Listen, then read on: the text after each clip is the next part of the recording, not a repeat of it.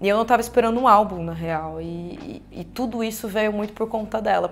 Foi uma ilusão que eu tive, parecia um anjo, mas na real nem era tanto assim. Oi, eu sou a Carol, tô aqui na Rolling Stone pra falar um pouco sobre o meu álbum Reversa. Reversa foi a última faixa do álbum a ser criada, porque eu queria muito que tivesse os elementos de todas as músicas ao contrário, já que é um álbum com todo o conceito, gira em torno disso, e eu queria que essa música passasse essa sensação de agonia, assim, que te deixasse um pouco confuso, e é exatamente isso que eu falo na música, que eu amo uma confusão, que eu me sinto assim, às vezes, que eu não consigo me expressar tão bem, que eu preciso da música pra falar por mim, assim. E ela é uma faixa sobre mim, que eu queria ter como uma intro do álbum pra galera entender um pouco mais sobre a Carol. Mala Memo é uma faixa do ato 3, que é da Garota Infernal, então não sou eu. Quer dizer, eu não tô de Garota Infernal hoje aqui não, hoje eu vim de Carol pra falar do álbum. Ela é muito mal educada. Mas a Garota Infernal, ela é essa menina que vive no mundo da fantasia e ela é toda braba, ela é mala, ela tem autoestima lá em cima e ela pode tudo. Então essas músicas do ato 3, elas vêm com essa vibe de ostentação, assim, e de poder pra caramba. E é exatamente isso que eu queria passar nessa música. Brinca com A também, a dona e proprietária dela é a Garota Infernal. É também uma faixa que fala muito sobre o poder dessa mulher e que, querendo ou não, acaba sendo eu. Mas eu chamo isso de alter ego porque eu vivo ela em algumas partes da minha vida quando eu quero me refugiar, assim, de algumas coisas. E aí ela entra nesses moods de poder e eu vou dominar tudo. Que ela foi que, na real, deu o grande start pra Garota Infernal existir. Foi a minha primeira faixa lançada em janeiro do ano passado. E eu não tava esperando um álbum, na real. E tudo isso veio muito por conta dela, porque eu achei todo esse conceito de ter um alter ego e de mostrar outras facetas da Carol, assim, é uma coisa muito genial. Então ela acabou que foi a grande criadora de tudo isso, ela quer dominar tudo mesmo. Glitter é uma transição que eu faço do ato 3 pro ato 2. Em que eu tô tendo uma grande discussão com a Garota Infernal.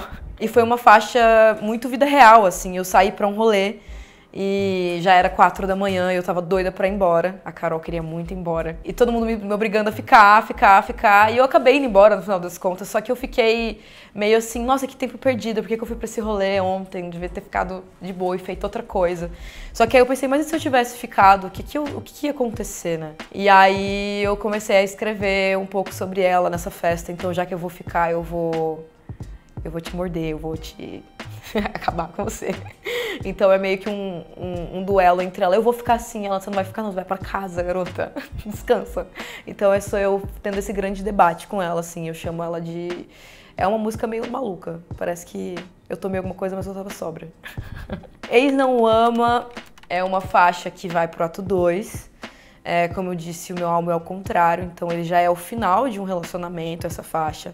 Ela fala muito sobre duas pessoas que caíram numa recaída, que estão fazendo um sexo de despedida. Então é basicamente a última vez delas juntas. Dessa vez não, é quando rola uma coisa dela perceber que ela tá vivendo muito no automático, assim, e que ela tá se deixando levar e tá esquecendo de viver um pouco a vida dela. E ela precisa se desprender de algumas coisas.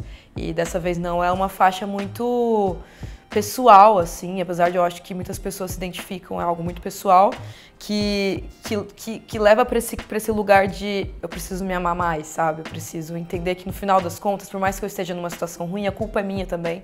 Eu me coloquei aqui, eu me permiti estar aqui, e agora eu preciso dar a volta por cima e entender que eu sou melhor que isso, eu mereço mais que isso. É o início do final de tudo e é quando as coisas começam ela realmente começa a desabafar muito e ela fala muito, que é uma coisa que eu falo no começo do álbum que eu já não falo tanto assim, eu tenho dificuldade em falar, mas a música me ajuda a fazer isso e por isso que eu preciso dela. E Início do Fim é exatamente esse buraco que eu cavei assim no meu peito pra escrever pras pessoas. Foi muito difícil botar isso pra fora, mas foi uma música que eu tenho um carinho enorme, eu acho que é uma das minhas favoritas, assim, por ser voz e piano, isso é uma música tão crua, tanto na sua criação quanto na gravação e na produção. E é isso, ela tá começando a entender e cair na real todos esses problemas e conseguindo botar isso pra fora. O interlúdio é uma ligação do ato 2 com o ato 1.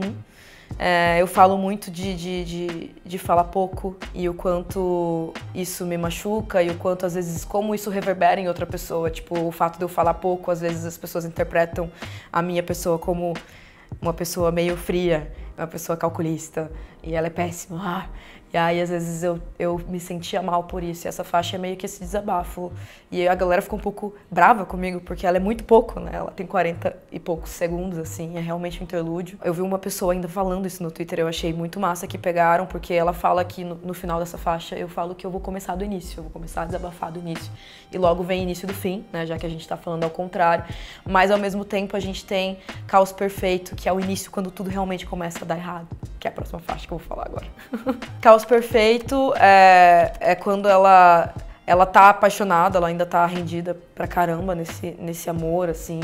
É um amor mais maduro, ela já saca muitas coisas, só que ela começa a perceber que nem tudo são flores e tal. E eu quis deixar muito claro isso na produção da música, na letra da música. E eu faço uma brincadeira ali no segundo verso, que eu desacelero a música total e ela fica um tanto quanto meio malvada, assim. E ela vai falando que a menina é meio caótica e que foi uma ilusão que eu tive, parecia um anjo, mas na real nem era tanto assim.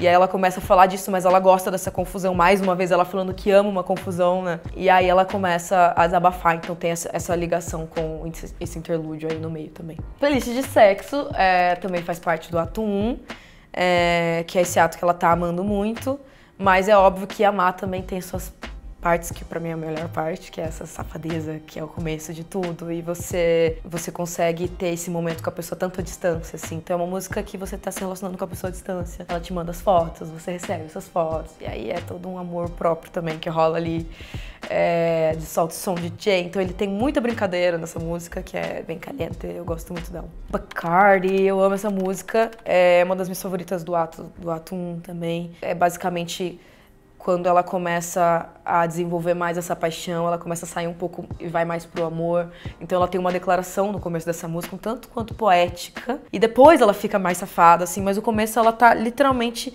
praticamente recitando uma poesia pra essa pessoa. Eu gosto quando você tá aqui em cima de mim, porque é uma visão do paraíso. E ela se declara demais pra essa pessoa. E depois tem essa transição pra, né, até porque a gente vai entrar em playlist de sexo depois. Então tem essa transição desse mood romântico pra essa Carol que já tem esse lado mais malicioso também. Bacardi é uma bebida, pra quem não sabe. Então, e também eu faço uma brincadeira de louca de Bacardi, como se eu tivesse bebido muito e estivesse tendo aquela noite incrível com aquela pessoa. E eu falo WAP feito Cardi B. Pra quem não conhece, WAP é a música da Cardi B e ela fala... Vocês sabem o que ela fala na música, não preciso explicar, é muito explícito.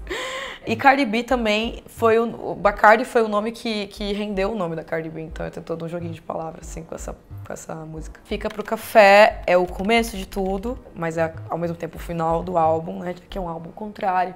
Ela fala quando ela se dá conta que ela tá apaixonada, assim. E aí ela fica um pouco emputecida com isso até, tem um grito no meio da música. E ela tá tipo, eu não acredito que eu tô nessa situação, que droga é essa de saudade que eu tô sentindo por você? Não queria estar aqui nesse lugar agora. E ela tá começando a se entregar perdidamente a esse amor.